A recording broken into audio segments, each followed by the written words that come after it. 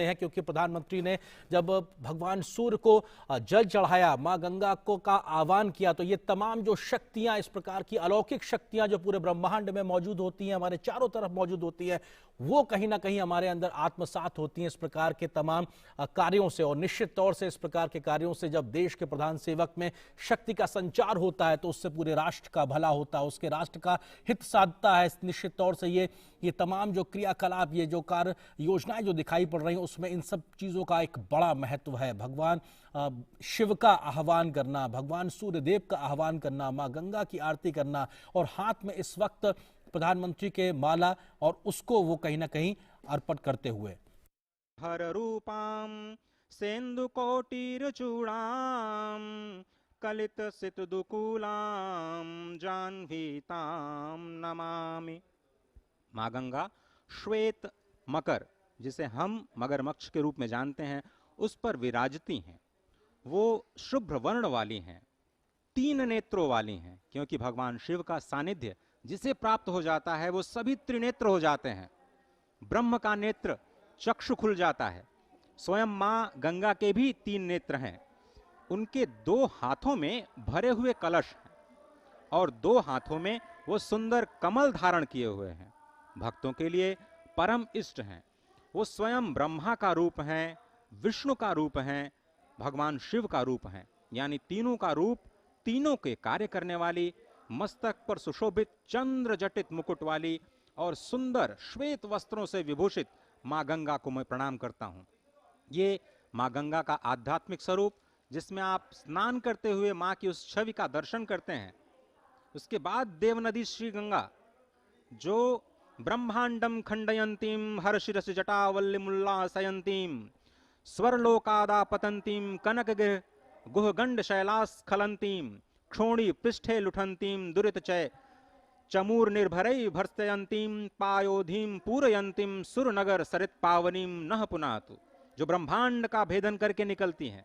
महादेव जी की जटा लता को उल्लसित करने वाली, स्वर्ग लोक से गिरने वाली सुमेरु की गुफा और पर्वतमाला से अवतरित होने वाली, पृथ्वी पर विहार करने वाली, पाप समूहों की सेना को कड़ी फटकार देने वाली, समुद्र को भरने वाली और देवपुरी की पवित्र नदी गंगा हमें पवित्र करें।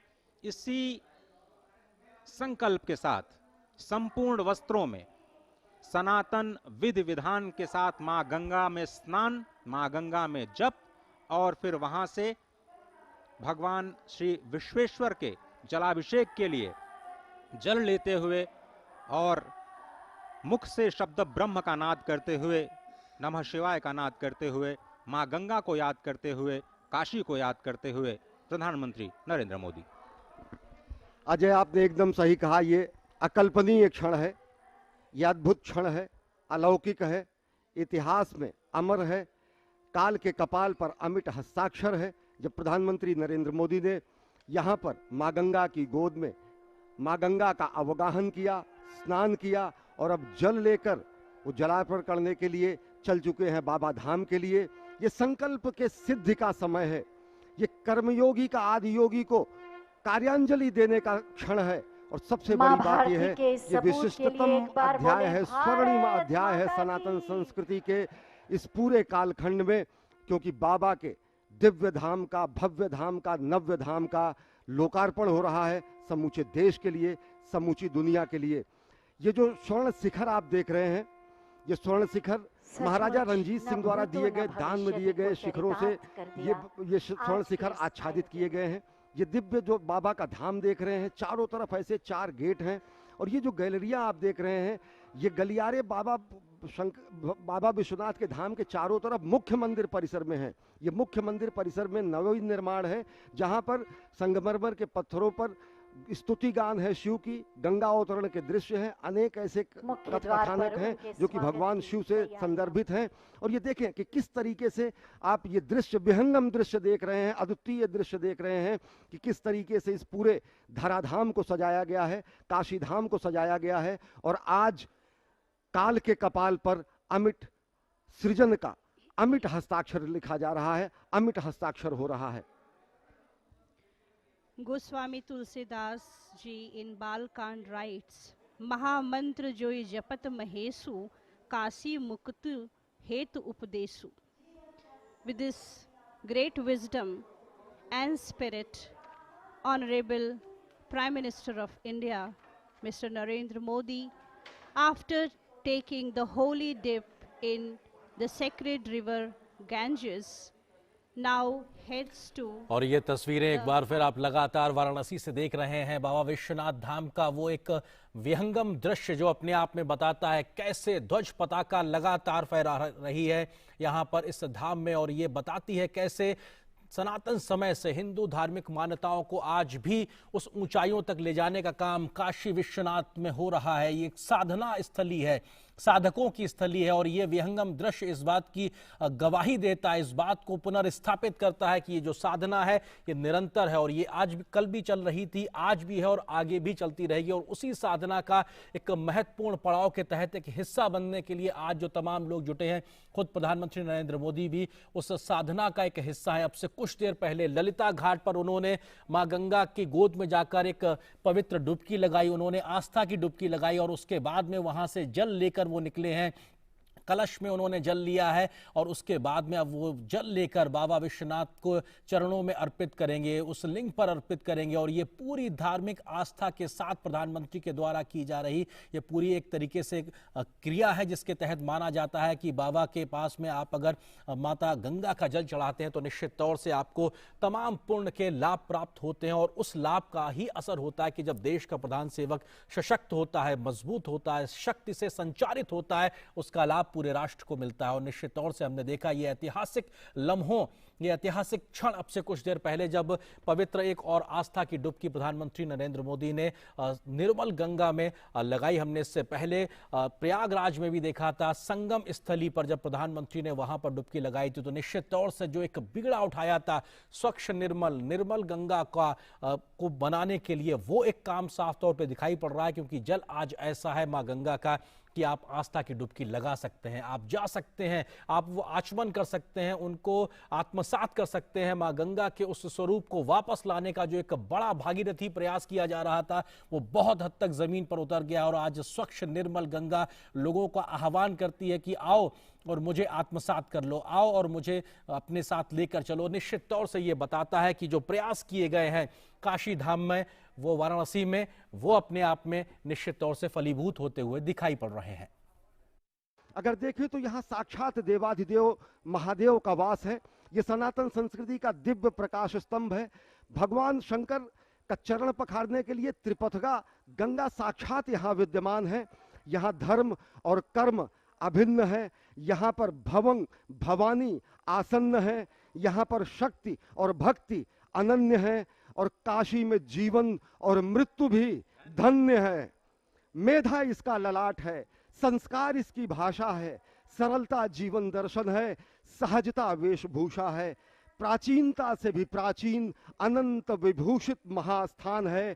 काशी 12 ज्योतिर्लिंगों में सबसे विशिष्ट और प्रधान है। ये सनातन संस्कृति की सर्वोच्च भावभूमि आप देख रहे हैं। ये सर्वोच्च भावभूमि है सनातन संस्कृति की। आत्म उत्कर्ष और आत्मोद्धार की ये पवित्र पुण्य भूमि है। व्यष्टि के उत्थान और समष्टि के कल्याण का मंत्र देती है काशी। अनंत, अव्यक्त, अक्षर और अविनाशी है काशी। ये विद्युत अद्भुत विहंगम दृश्य काशी की महिमा को वर्णित करने के लिए शब्द भी कम पड़ सकते हैं। ये देख रहे हैं, और ये संकल्पना मूर्त रूप साकार हुई है। स्वप्न दृष्टा प्रधानमंत्री नरेंद्र मोदी के संकल्प से सिद्धि का ये प्रमाण है। बाबा विश्वनाथ के धाम का आज लोकार्पण हो रहा है देश के लिए और विश्व के लिए। अजय, आरती जी ने एक जिक्र किया था अश्विनी जी तुलसीदास जी के उस दोहे का, जिसमें वो कहते हैं कि जो भगवान शिव है वहाँ पर तारक ब्रह्म का उपदेश करते हैं। यहाँ जो कोई भी मृत्यु को प्राप्त होता है उस नाम का उपदेश करते हैं जो आपको तमाम जीवन मरण के चक्र से विनुर्मुक्त कर देता है, और इसीलिए इस क्षेत्र को अविमुक्त क्षेत्र कहा जाता है। भगवान शंकर ने स्वयं इस क्षेत्र को आनंदवन का नाम दिया। भगवान पिनाकी शंकर ने इसको आनंद इसलिए कहा क्योंकि ये जो काशी क्षेत्र है वो अपने आप में मोक्ष स्वरूप ही है।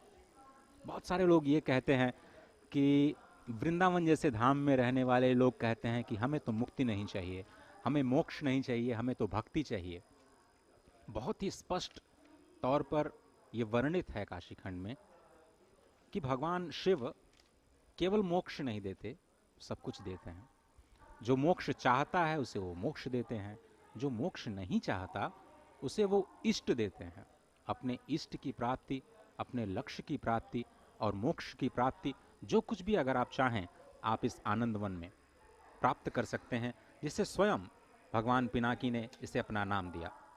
इस पूरे वन में जितने भी शिवलिंग हैं, यहाँ तक कि जितने भी कंकड़ हैं, उसको शिव स्वरूप कहा गया है।